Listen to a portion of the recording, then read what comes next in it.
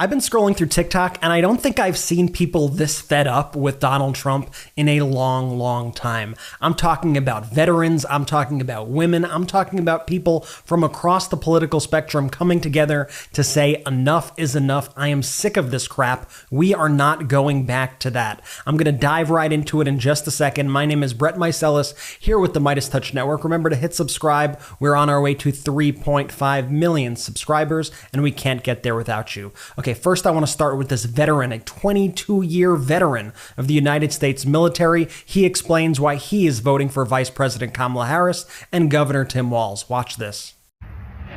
I'm an Army veteran. I served almost 22 years, and I support Kamala Harris and Tim Walz.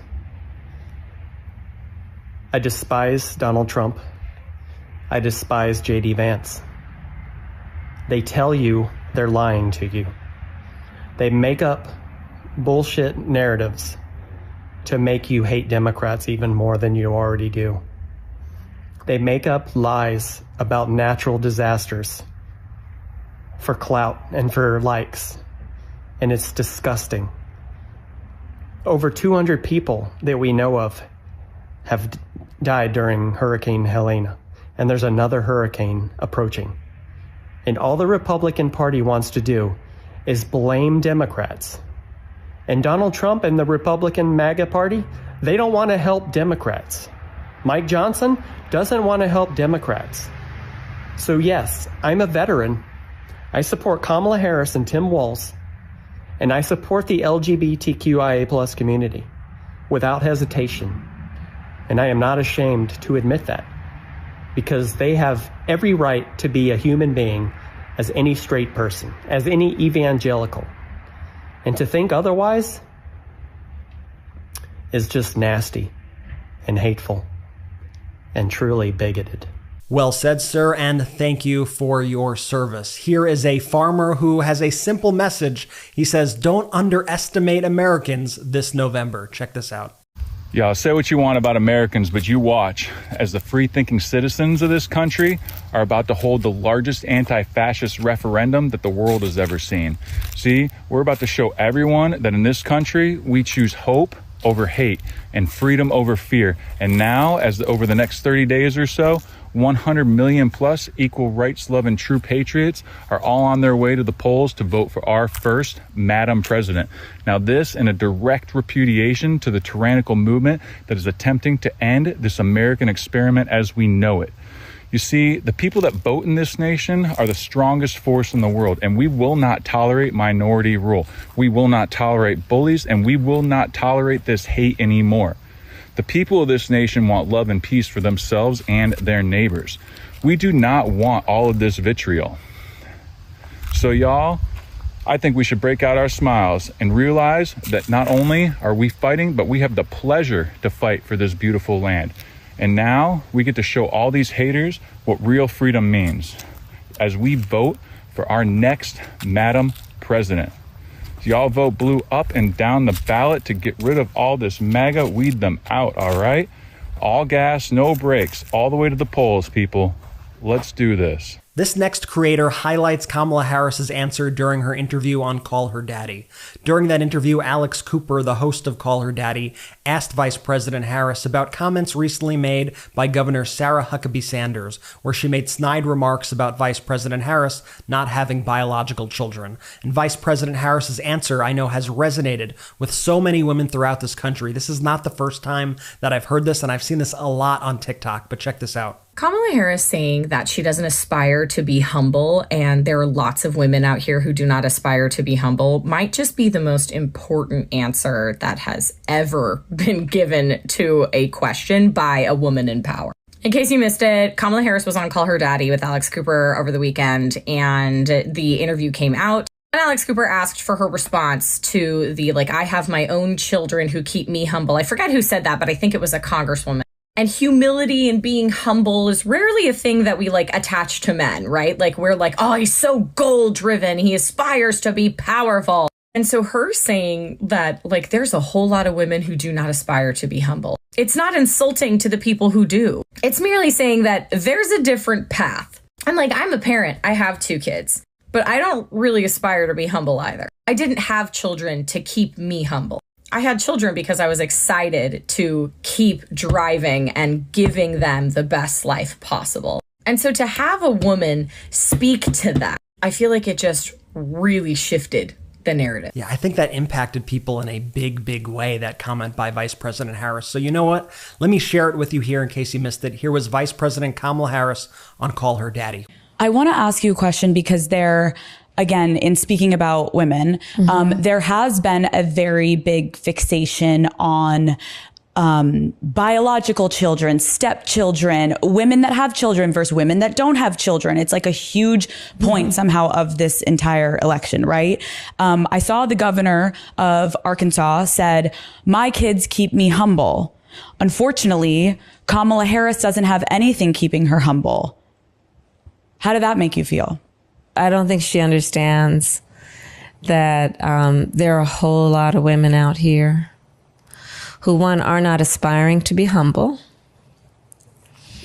Two, a whole lot of women out here who have a lot of love in their life, family in their life, and children in their life. And I think it's really important for women to lift each other up.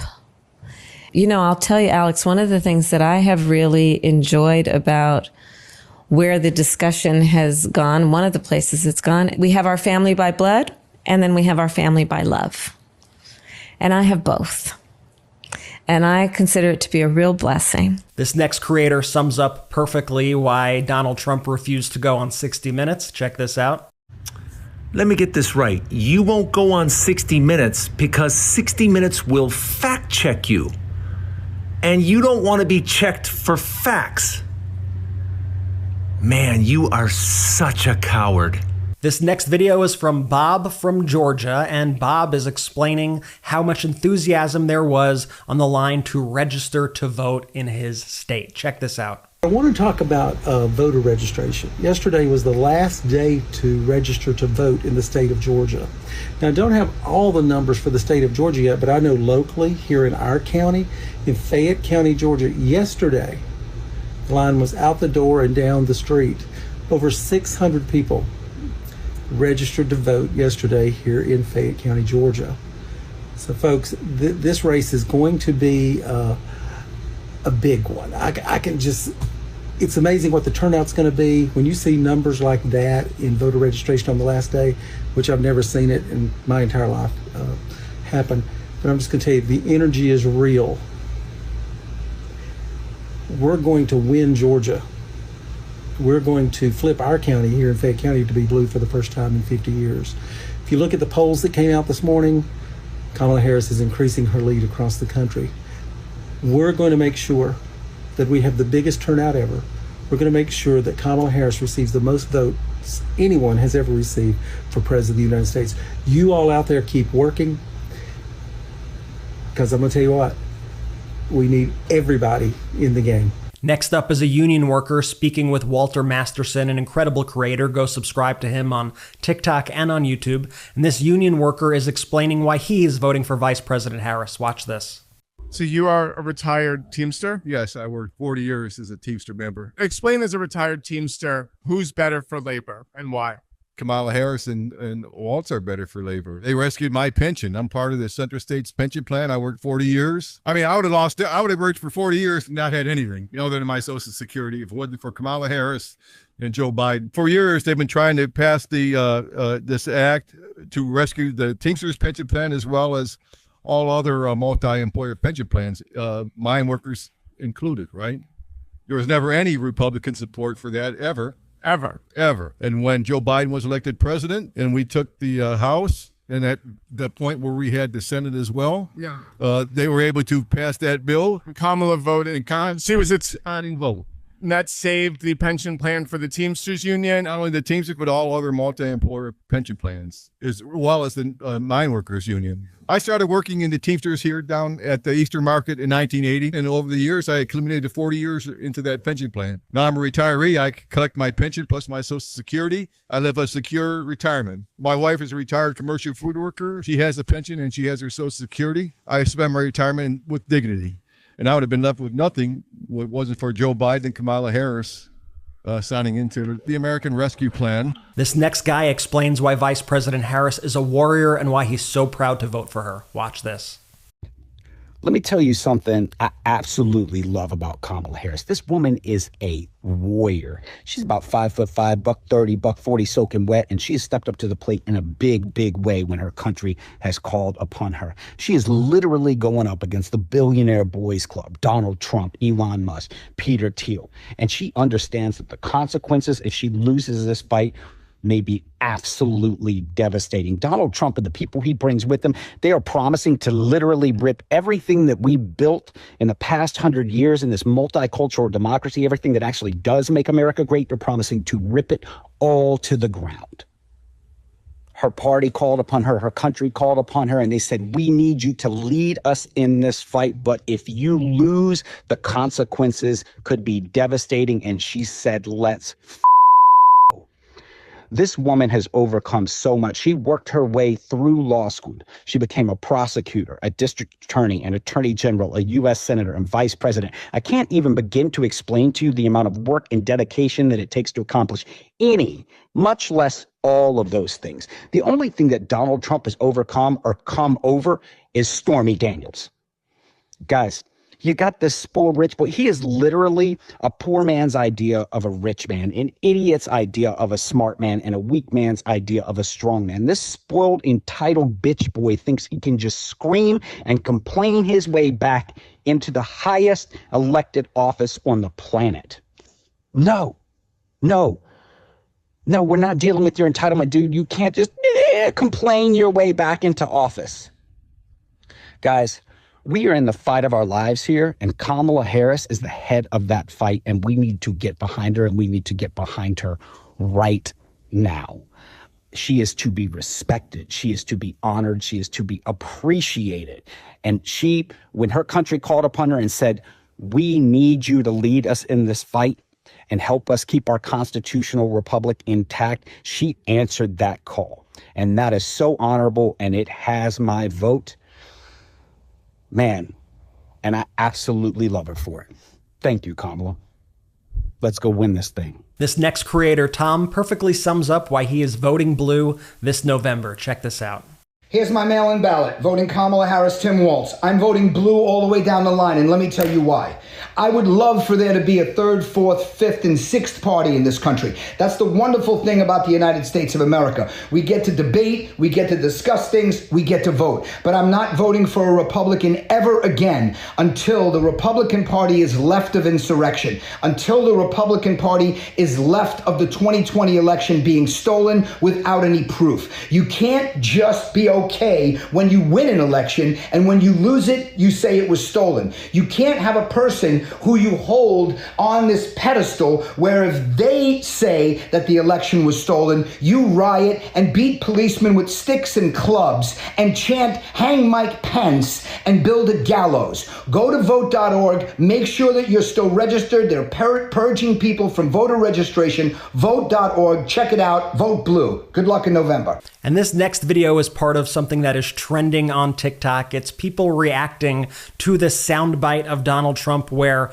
when he thinks things are beneficial for him, he says he knows the most about them. But once he gets pressed on things that are bad for him, he says he doesn't know anything about them. And this woman's face, I will say, says it all. I love this. Watch. I know more about ISIS than the generals do. I know more about weapons than just about anybody. I know more about steelworkers than anybody. I know more about drones than anybody. I know more about politicians than anybody. I know more about technology than anybody. I know more about ethanol than anybody. I know more about wind than you do. Nobody knows consultants better than me. Nobody knows more about trade than me. Nobody knows the system better than me. Nobody knows the banking industry better than me. Nobody knows more about environmental impact statements than me. Nobody knows more about it than me. Nobody knows it better than me. And nobody knows it better than me. Nobody knows it better than me. me. Nobody knows it better than me. About Project 2025. So you've publicly said that you don't have any direct connection to Project Nothing. I know nothing about it. I know nothing about Project 25. I know nothing about QAnon. I know nothing about it. I know nothing about the indictment. I know nothing about WikiLeaks. I have no idea who these women are. I don't know anything about Russia. I don't know Putin. RFK, I don't know anything about him. I know nothing about white supremacists. I don't know who the Proud Boys are. I don't know anything about David Duke. I know nothing about Hitler. I don't know anything about it. I don't know anything about it. I don't know anything about it. I don't know anything about it. I didn't know anything about it. I don't know anything about it. I don't know who Little John is. He was on The Apprentice. I don't know.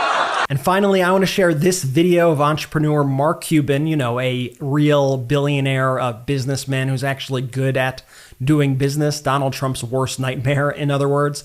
Here's Mark Cuban explaining why Donald Trump is unqualified to be president. Watch this. Here's something that just astonished me. When he was going through his trials in New York for misleading on his loan forms, right? During one of the trials, Michael Cohen got up there to testify. And he testified about how Donald Trump asked him to short pay vendors. And he was proud of the fact that he did it for Mr. Trump, as he called him, right? I don't know why, but I expected, you know how he would hold a little impromptu press conference after each day of the trial? For some reason, I thought he would come out and say, no, I never asked him to short pay vendors, right? Didn't say a word about it. Probably the worst thing you could say about a business person is he short pays his vendors. He doesn't pay what he owes. That is the ultimate arbiter of trust that you have with any business person. Do they pay you when you do work for them, yes or no? He was proud of the fact, didn't question it at all. When you rip off hardworking Americans, you are not qualified to be president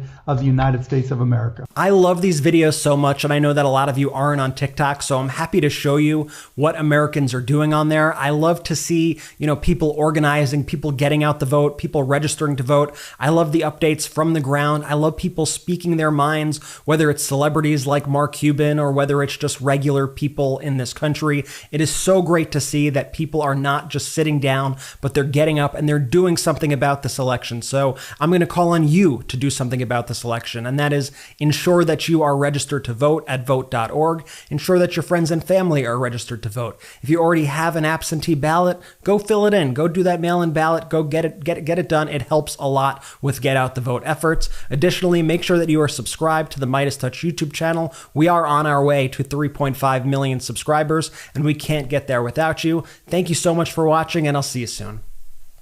Hey Midas Mighty, love this report? Continue the conversation by following us on Instagram at Midas Touch to keep up with the most important news of the day. What are you waiting for? Follow us now.